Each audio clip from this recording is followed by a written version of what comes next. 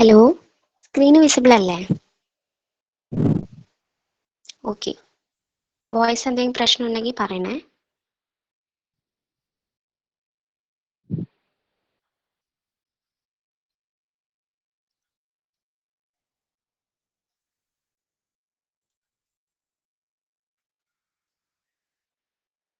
അപ്പൊ നമുക്ക് തുടങ്ങാം.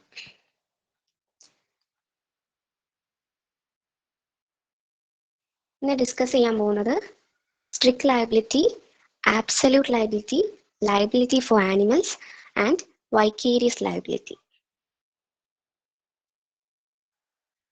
ഞാൻ ഇതുവരെ പറഞ്ഞത് ഡിഫൻഡന്റ് നെഗ്ലിജന്റ് ആണെങ്കിൽ ലയബിൾ ആവും എന്നാണ്.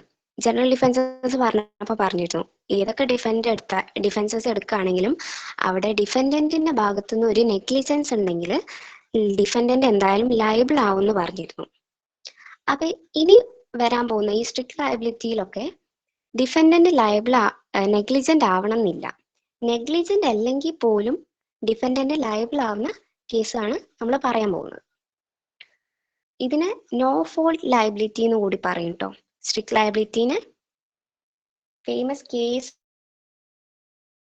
കേസ് ഒന്ന് നോട്ട് ചെയ്യണേ. Rylands versus Fletcher. നോട്ട് എഴുതുന്നവരൊന്ന് കോപ്പി ചെയ്യാട്ടോ.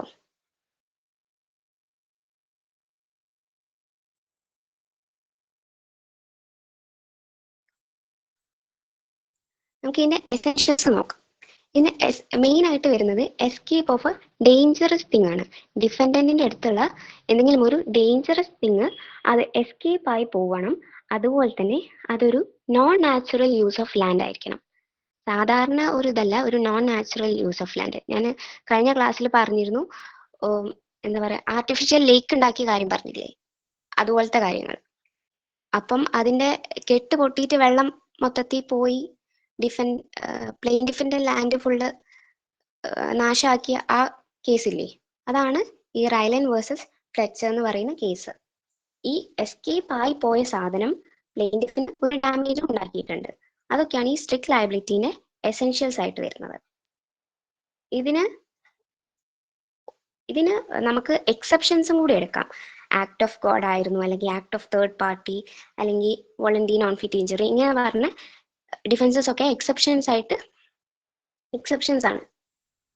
ആക്ട് ഓഫ് ഗോഡ് എന്ന് പറയുമ്പോൾ എന്താ, കഴിഞ്ഞ ക്ലാസ്സിൽ ഞാൻ പറഞ്ഞു തന്നില്ലായിരുന്നു, ആക്ട് ഓഫ് ഗോഡ് എന്തെങ്കിലും ഒരു എക്സ്ട്രാ ഓർഡിനറി അൺഎക്സ്പെക്റ്റഡ് ആയിട്ടുള്ള കാര്യം, ഹ്യൂമൻ ഇന്റർവെൻഷൻ ഇല്ലാത്ത ഒരു എന്താ പറയാ 5 കൊല്ലം അല്ലെങ്കിൽ 10 കൊല്ലം കൂടുമ്പോഴാണ് ഇത്രയും വലിയൊരു റെയിൻഫോൾ അല്ലെങ്കിൽ ലൈറ്റ്നിങ് ഉണ്ടാകുന്നത്. അതുകൊണ്ടാണ് നാശം സംഭവിച്ചത് പ്ലെയിൻറ്റിഫിന്. അല്ലാതെ ഞാൻ ഒരു ഓർഡിനറി കെയർ ആൻഡ് കോഷൻ എടുത്തിട്ട് കൂടി എനിക്ക് പ്രിവെന്റ് ചെയ്യാൻ പറ്റിയില്ല ആ ഡേഞ്ചറിനെ, അതുകൊണ്ട് തന്നെ ലയബിൾ ആക്കരുത് എന്ന് പറഞ്ഞില്ലേ. അത് അങ്ങനത്തെ എക്സെപ്ഷൻസ് ആണ് ആക്ട് ഓഫ് ഗോഡ്. ഇതൊക്കെ സ്ട്രിക്റ്റ് ലയബിലിറ്റിയിൽ എടുക്കാം. പക്ഷെ അടുത്ത സംഭവം ആണ് ആബ്സല്യൂട്ട് ലയബിലിറ്റി.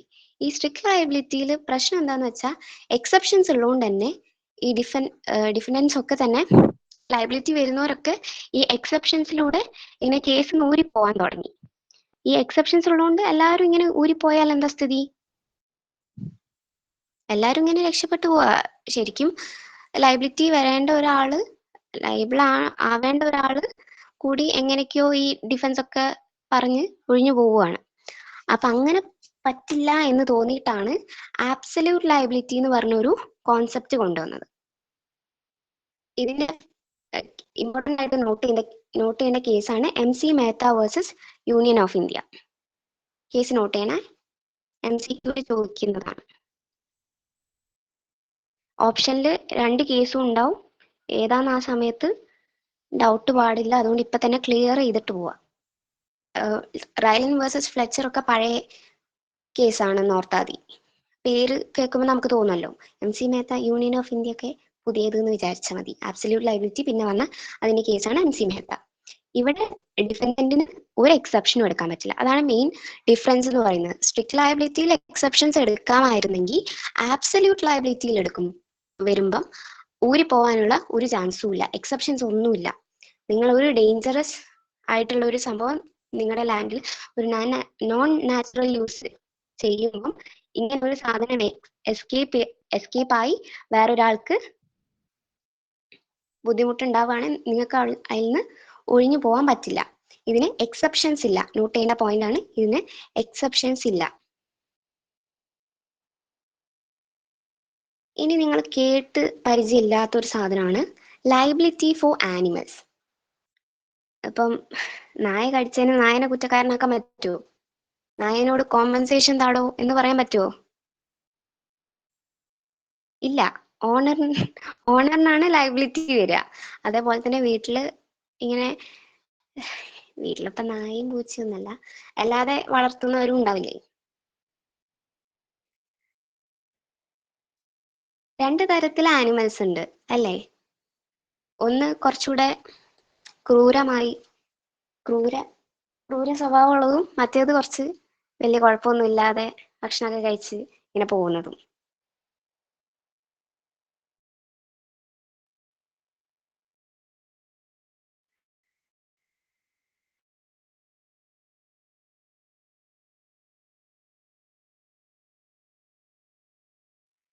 നിങ്ങളുടെ ഓണറിന് ഒരു ആനിമൽ ഉണ്ട്. ആ ആനിമൽ എന്തെങ്കിലും ഒരു ഡാമേജ് വേറെ ഒരാൾക്ക് വരുത്തി കഴിഞ്ഞാൽ ഈ ഓണറാണ് ലയബിൾ ആവുക. ഇതിൽ ഡിസ്റ്റിങ്ഷൻ രണ്ട് തരം ആനിമൽസിനെയാണ് നേച്ചർ വെച്ച് ഡിവൈഡ് ചെയ്തിരിക്കുന്നത്. ഫെറേ നേച്ചറും ഉണ്ട്, മാൻസ്വിക് നേച്ചറും ഉണ്ട്. ഫെറേ നേച്ചർ എന്ന് പറഞ്ഞാൽ നല്ല ഫെറോഷ്യസ് ആയിട്ടുള്ള എന്നൊക്കെ വിചാരിച്ചാൽ മതി. ലയൺ, ടൈഗർ, ചീറ്റ, എലിഫന്റ് അങ്ങനെയുള്ള കാര്യങ്ങൾ. കുറച്ച് അക്രമം കൂടുതലുള്ള അവർക്കാണല്ലോ, ആനയ്ക്ക് മാതളകുന്ന പോലെയൊക്കെ. ഈ രണ്ടാമത് വരുന്നത് മാൻസ്വെറ്റ് നേച്ചർ. മാൻസ്വെറ്റില് ക്യാറ്റ്, ഡോഗ്, ഷീപ്പ്, ഹോഴ്സ് അങ്ങനത്തെ വലിയ കുഴപ്പമില്ലാത്ത ആൾക്കാർ. ഇതിൽ വരുന്ന നെക്സ്റ്റ് പോയിന്റ് സൈൻഡർ റൂൾ എന്ന് പറയും. അതെന്താണെന്ന് പറഞ്ഞുതരാം. അതിന് മുന്നേ സൈൻഡർ എന്ന് പറഞ്ഞാൽ നോളജ് എന്നുള്ളത് ഓർത്ത് വെച്ചാൽ മതി. അപ്പൊ ഈ സൈൻഡർ റൂൾ പ്രകാരം ഈ ഫെറേ നേച്ചറുള്ള ആനിമൽസിനെ നോക്കുന്ന ഓണറിന് അറിയാം ഇത് ഓൾറെഡി ഡേഞ്ചറസ് ആണെന്ന് ഓണറിന് അറിയാം. എന്നിട്ടും അയാൾ റിസ്ക് എടുത്തിട്ടാണ് വെക്കുന്നത്. അതുകൊണ്ട് തന്നെ ഇവിടെ ഓണർ നെഗ്ലിജന്റ് അല്ലെങ്കിൽ കൂടി ഈ ഫെറേ നേച്ചറിലുള്ള ആനിമൽസ് എന്തെങ്കിലും ഒരു പ്രശ്നം ഉണ്ടാക്കുകയാണെങ്കിൽ എന്തായാലും ഓണറിന് ലയബിലിറ്റി വരും. ഓണറിന് അതിൽ നിന്ന് ഒരു കാരണവശാലും ഊരി പോരാൻ പറ്റില്ല. എന്നാൽ ഈ മാൻസ്വെറ്റ് നേച്ചറിലുള്ള ആനിമൽസിന്റെ ഓണേഴ്സിന് ജനറലി ഒരു ലയബിലിറ്റിയും വരുന്നില്ല. പക്ഷേ എൻ്റെ വീട്ടിലൊരു നായുണ്ട്. ഈ നായ ആര് വന്നാലും അവരുടെ ചെരുപ്പ് കടിക്കും, പിന്നെ അവരെ വീടിന് ചുറ്റും ഓടിക്കും. ഇതാണ് എൻ്റെ നായന്റെ സ്വഭാവം.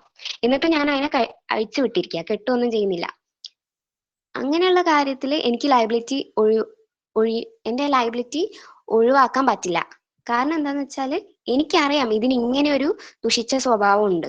എന്നിട്ടും ഞാൻ അതിനെ കൂട്ടിലൊന്നും ഇട്ടില്ല, കെട്ടിയൊന്നും ഇട്ടിട്ടില്ലെങ്കിൽ എനിക്ക് ആ സാഹചര്യത്തിൽ ലയബിലിറ്റി വരും. അങ്ങനെയല്ല, എൻ്റെ നായ ഒരു ശാന്ത സ്വഭാവമുള്ളതാണ്. ഏതോ ഒരു ദിവസം ഒരാൾ വന്നപ്പം എന്താണെന്നറിയില്ല, ഞാൻ പോലും ഞെട്ടിപ്പോയി. ഇതെന്താ ഇങ്ങനെ പെരുമാറിയ, അവരെ പോയി കടിച്ചു. ഇതുവരെ ആരെയും 5 വർഷമായി അല്ല 2 വർഷമായിട്ട് ഞാൻ നോക്കുന്നതാണ്. ഇതുവരെ ആരെയും കടിക്കാത്ത നായ ഒരാളെ പോയി കടിച്ചു. അപ്പം എന്നെ ലയബിൾ ആക്കാൻ പറ്റില്ല. കാരണം എന്താ, ഇതിന് ഇങ്ങനെ ഒരു സ്വഭാവം ഉണ്ടെന്ന് പോലും എനിക്കറിയില്ല. 2 വർഷമായിട്ട് ആരെയും കടിച്ചിട്ടില്ല. അപ്പൊ എനിക്ക് അറിയാത്തൊരു കാര്യമായിരുന്നു. അതാണ് ഈ സൈൻഡർ റൂൾ പറയുന്നത്. ഫെറേ നേച്ചറിലുള്ള ആനിമലിനാണ് നിങ്ങൾ വളർത്തുന്നതെങ്കിൽ എന്ത് സംഭവിച്ചാലും നിങ്ങൾക്ക് അതിൽ ഊരി പോരാനൊന്നും പറ്റില്ല, നിങ്ങൾ എന്തായാലും ലയബിൾ ആയിരിക്കും. ഇനി മാൻസ്വെറ്റ് നേച്ചറിലുള്ള ആനിമലിനെയാണ് നിങ്ങൾ വളർത്തുന്നതെങ്കിൽ ജനറലി ലയബിൾ അല്ല. പക്ഷേ ഇങ്ങനെ ഒരു ദുഷിച്ച സ്വഭാവം എൻ്റെ നായ്ക്കോ പൂച്ചയ്ക്കോ ഉണ്ടെന്ന് എനിക്കറിയാം. എന്നിട്ടും ഞാൻ അതിനെ കെട്ടിയിടാതെയൊക്കെ വളർത്തി ആരെയും പോയി കടിച്ചാൽ ഞാൻ ലയബിൾ ആയിരിക്കും. അതല്ല, നല്ല ശാന്ത സ്വഭാവമാണ്. പെട്ടെന്ന് ഒരാൾ വന്നപ്പം ഒരു ദിവസം ഇത് പോയി കടിച്ചു. ഞാൻ തന്നെ ഞെട്ടിപ്പോയി. എനിക്കറിയില്ല ഇതെന്താ ഇങ്ങനെ പെരുമാറി, എനിക്കറിയില്ല. അങ്ങനെയാണ് എനിക്ക് ലയബിലിറ്റി വരില്ല. അതേ ഉള്ളൂ. ഇനി ഇതുവരെ എന്താ സംശയം ഉണ്ടോ ആർക്കെങ്കിലും? ഉണ്ടെങ്കിൽ അൺമ്യൂട്ട് ചെയ്തിട്ട് പറയണേ.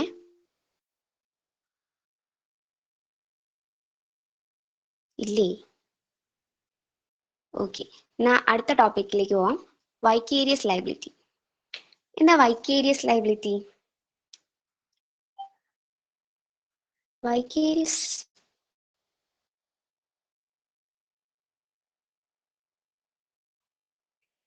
വൈക്കേരിയസ് ലയബിലിറ്റി എന്ന് പറഞ്ഞാൽ ഇതിപ്പം നമ്മൾ ചെയ്ത കാര്യത്തിന് നമ്മളെ കുറ്റക്കാരാക്കാം.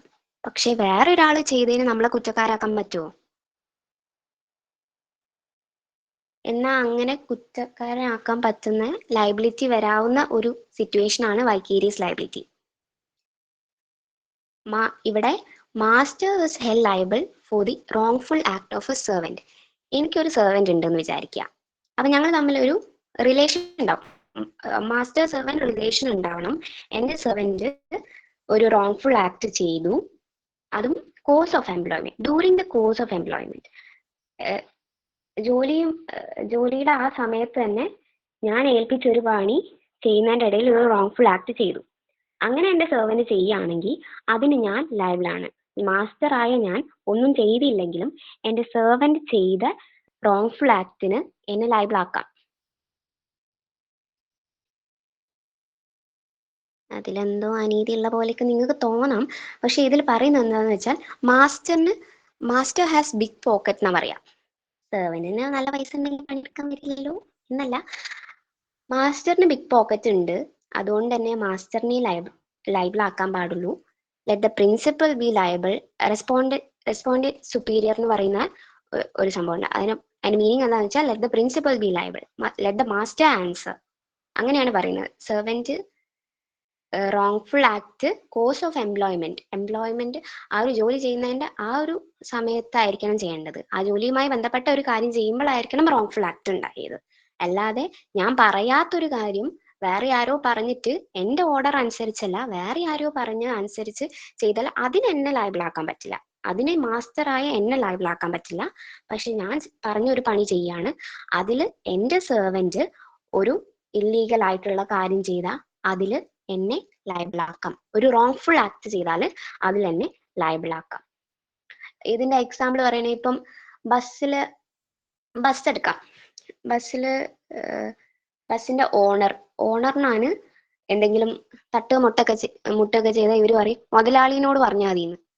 എന്നിട്ട് അടുത്ത ദിവസം കാണാൻ പൈസ കൊടുക്കുന്നത് അല്ലേ? ഇവരുടെ കയ്യിൽ നിന്ന് എടുത്തിട്ടല്ലല്ലോ കൊടുക്കുന്നത്. ചിലര് പറയായിരിക്കും, ഇല്ലായിരിക്കും. ആ, മുതലാളിനോട് പറഞ്ഞാൽ മതി എന്നാ പറയാ വണ്ടി തട്ടിയാല്. നിങ്ങൾ കേട്ടിട്ടുണ്ടാവില്ലേ?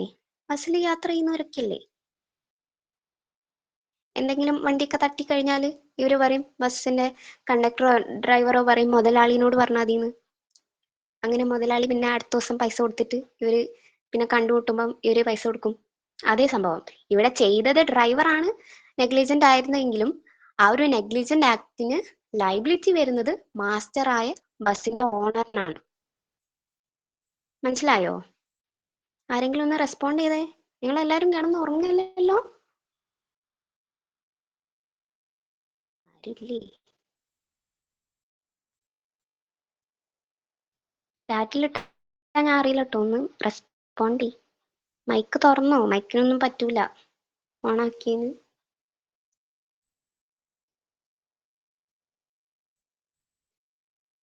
ഓക്കെ, അടുത്തത് ഒരു മാക്സിം ആണ്. Q facit per alium ഫാസിറ്റ് per സെ.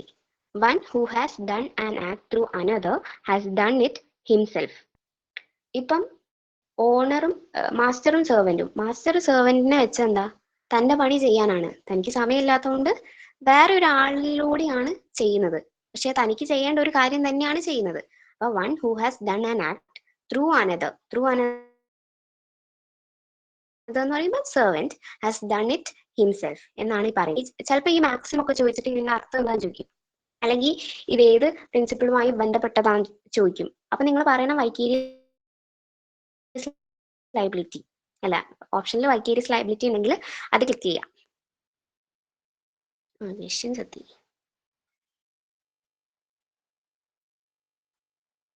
നിങ്ങൾ ആരും ഇവിടെ ഇല്ലേ? ഉണ്ട്. ഓക്കെ, ഇനി ക്വസ്റ്റ്യൻസ് ആണ്. മൈക്ക് അൺമ്യൂട്ട് ചെയ്തിട്ട് പറയാട്ടോ.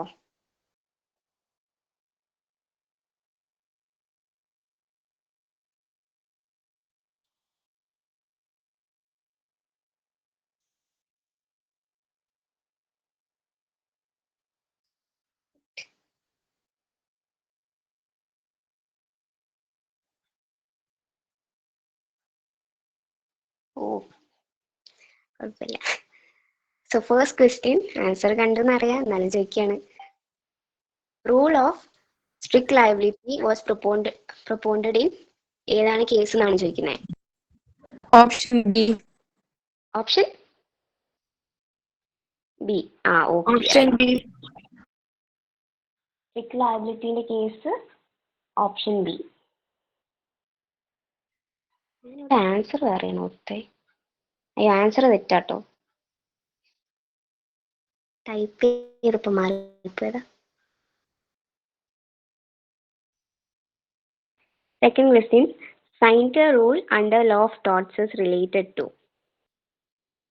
Tort related to teachers, tort related to minors, tort related to animals, tort related to nuisance. Answer എന്താ? Option C. Option C. The third question, the maxim which explains that a principal is liable for an agent's act. ഞാനിപ്പോ പറഞ്ഞു നിർത്തിയിട്ടുള്ളൂ. ഒന്ന് cancellation method use ചെയ്തേ, വേഗം കിട്ടും. Volunteer non-fit injuria, damnans in injuria, respondent superior, vis major. Unmute. Option C ആണോ? Respondent superior. Correct ആണ്. Vis major എന്ന് പറഞ്ഞാൽ ആക്ട് ഓഫ് ഗോഡിന്റെ വേറെ ഒരു പേരാണ് കേട്ടോ. വോളന്റി നോൺ ഫിറ്റ് ഇഞ്ചുറി ജനറൽ ഡിഫൻസസിലുള്ള ആദ്യത്തെ അതാണ്. ഡാമിനംസ് ഇൻ ഇഞ്ചുറി എന്ന് വെച്ചാൽ ഡാമേജ് വിത്തൗട്ട് ഇഞ്ചുറി. നിങ്ങൾ ആദ്യത്തെ ക്ലാസ്സിൽ കേട്ടിട്ടുണ്ടാവും ഇൻട്രൊഡക്ഷനിൽ.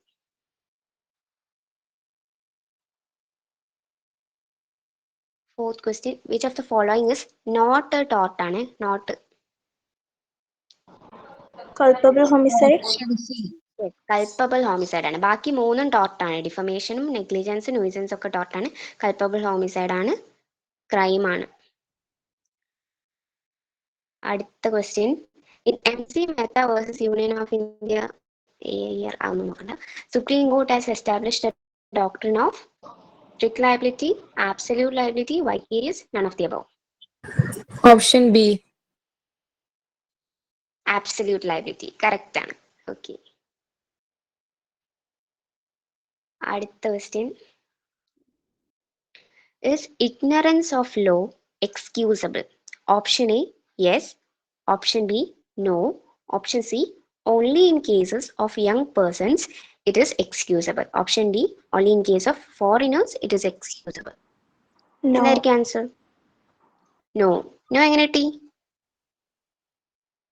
നിങ്ങൾക്ക് പഠിച്ചിട്ടുണ്ട്. സി സംശയം തോന്നിയില്ല? No. ഓക്കെ, നോ തന്നെയാണ് ആൻസർ.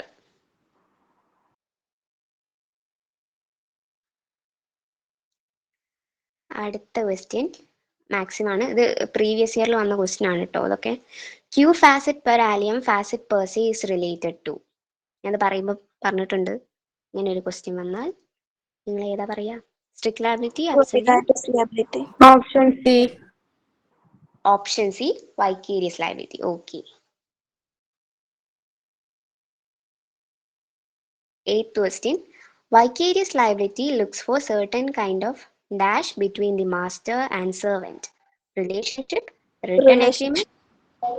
ഓപ്ഷൻ പറയുന്നതിന് മുന്നേ കിട്ടണ്ടല്ലോ, പെട്ടെന്നൊക്കെ പഠിച്ചോ.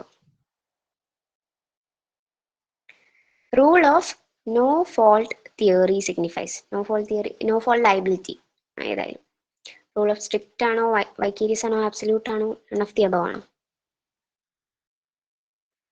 No fault. നോ ഫോൾട്ട് എന്ന് പറഞ്ഞാൽ നെഗ്ലിജന്റ് ഒന്നും ആയിരുന്നില്ല. രണ്ടെണ്ണത്തിൽ കൺഫ്യൂഷൻ ഉണ്ടോ? എ ആണോ ബി ആണോ? അല്ല, എ ആണോ ബി ആണോ എന്നല്ല, എ ആണോ സി ആണോ?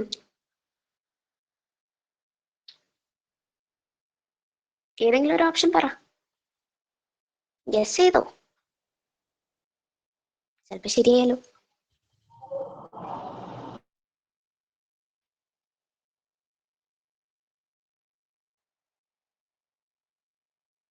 പറ, ആരെങ്കിലും പറ. തെറ്റെന്ന് വിചാരിച്ചിരിക്കണ്ട. കൊറേ തെറ്റുത്തരം പറഞ്ഞിട്ടാ ഞാൻ ഇവിടെ ഇരിക്കുന്നേ. അതേ ശരി ഉത്തരം പറഞ്ഞിട്ടൊന്നുമല്ല. തെറ്റേ കുഴപ്പമൊന്നുമില്ല, പറഞ്ഞോ. ആരെങ്കിലും ഒന്ന് പറയടോ. രണ്ട് ഓപ്ഷൻ ഞാൻ ക്യാൻസൽ ചെയ്തു. ഡിയും അല്ല. എ ആണോ സി ആണോ?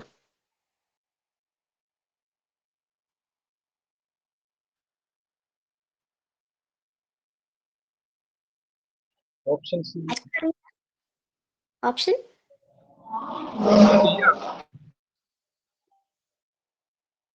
ക്ലിയർ ആയില്ല.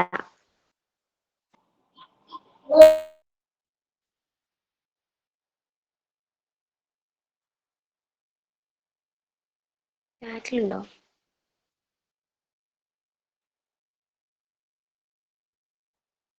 സിയോ? സി ആണ് കുറെ പേര് പറയുന്നത്.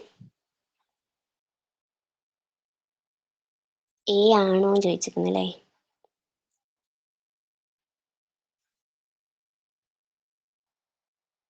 ആൻസർ എ ആണ്.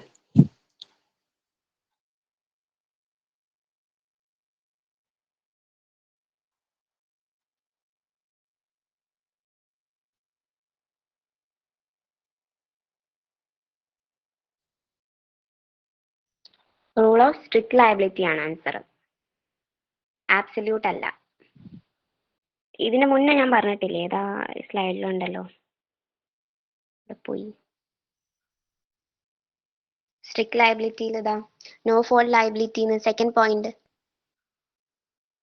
അപ്പൊ നോ ഫോൾട്ട് ലയബിലിറ്റി റിലേറ്റഡ് ചോദിച്ചാൽ അത് സ്ട്രിക്റ്റ് ലയബിലിറ്റി ആണെന്ന് ഓർമ്മ വേണം കേട്ടോ.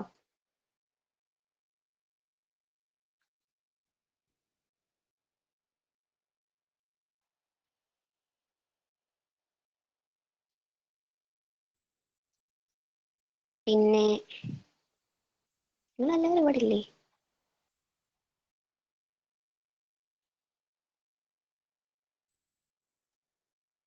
അടുത്ത ചോദ്യം.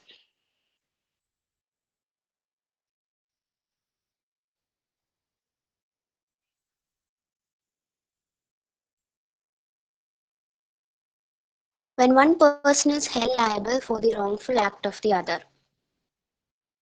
ഈസി ആണ്. Last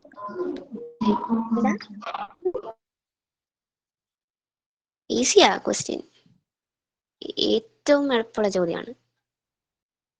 group liability, general liability, vicarious liability, specific liability, ഏതാ?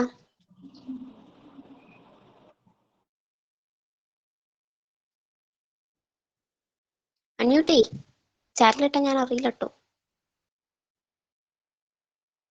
മൈക്കൊക്കെ ഒന്ന് അൺമ്യൂട്ട് ചെയ്തോ, കുഴപ്പമൊന്നുമില്ല. തെറ്റിയ ചീത്തയൊന്നും പറയുന്നില്ലല്ലോ, പിന്നെന്താ കുഴപ്പം?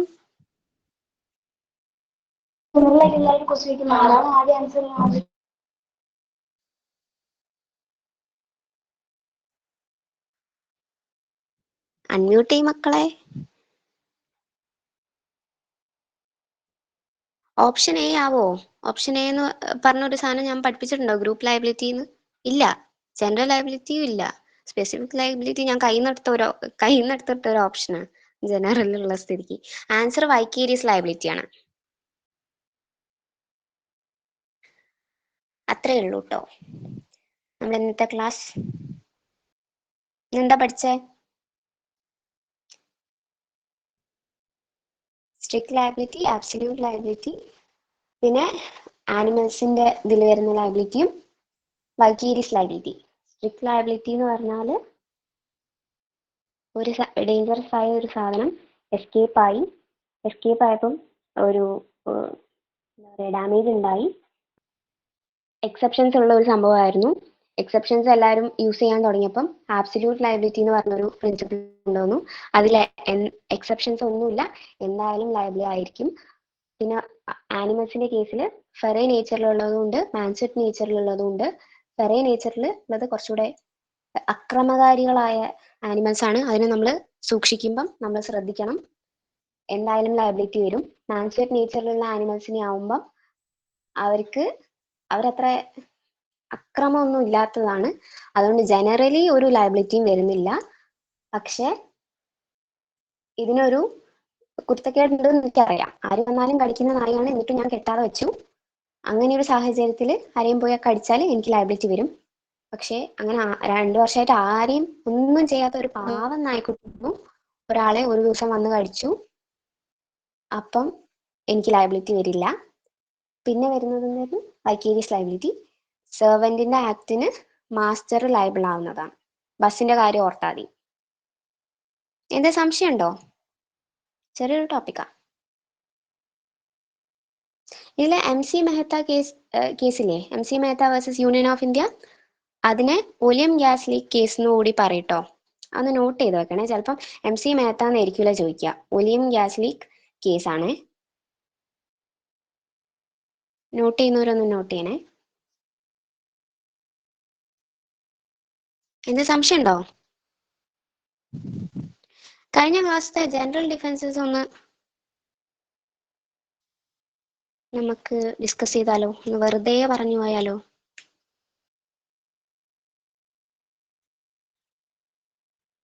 ഒരു റിവിഷൻ പോലെ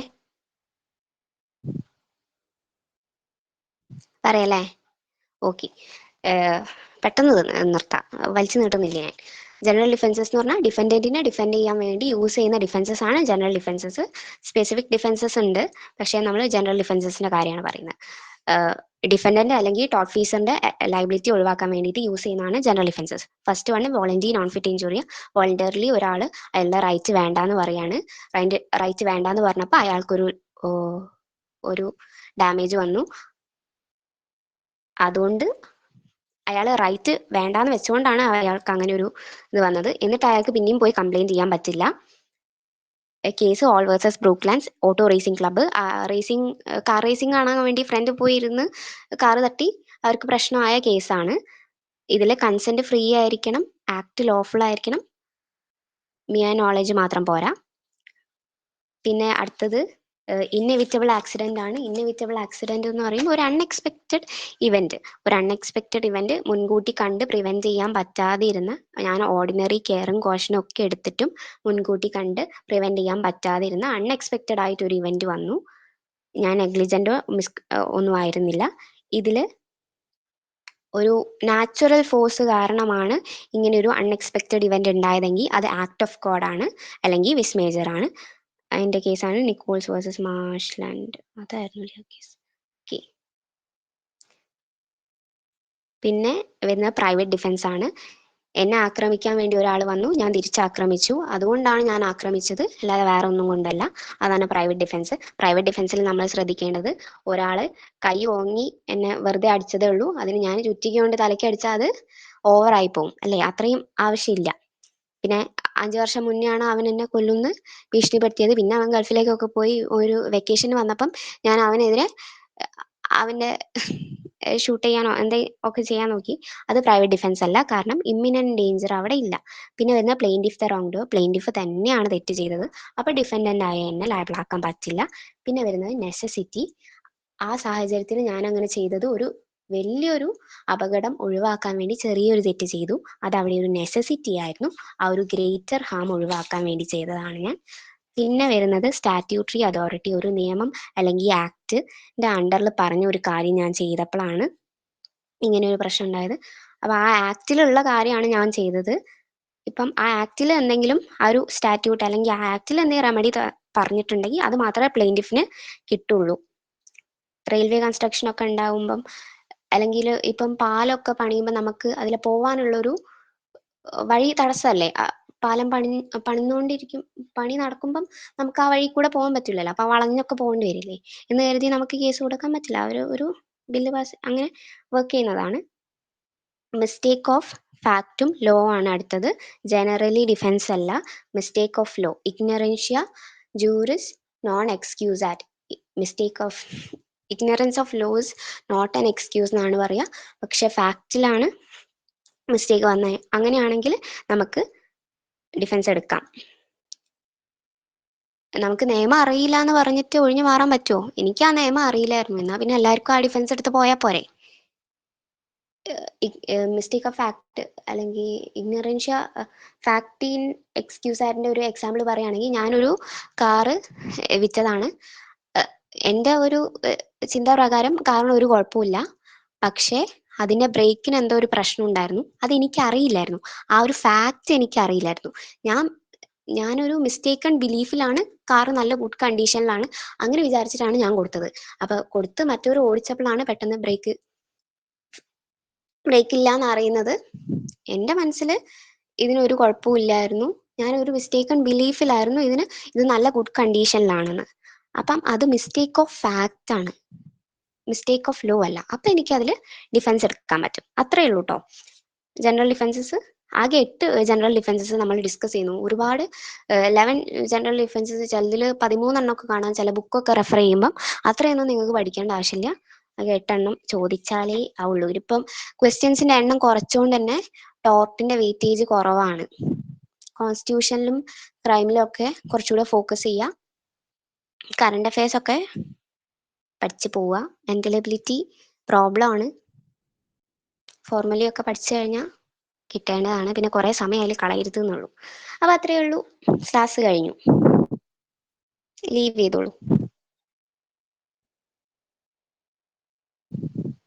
ഡൗട്ടൊന്നും ഇല്ലല്ലോ ആർക്കും? അല്ലേ? Okay, good night.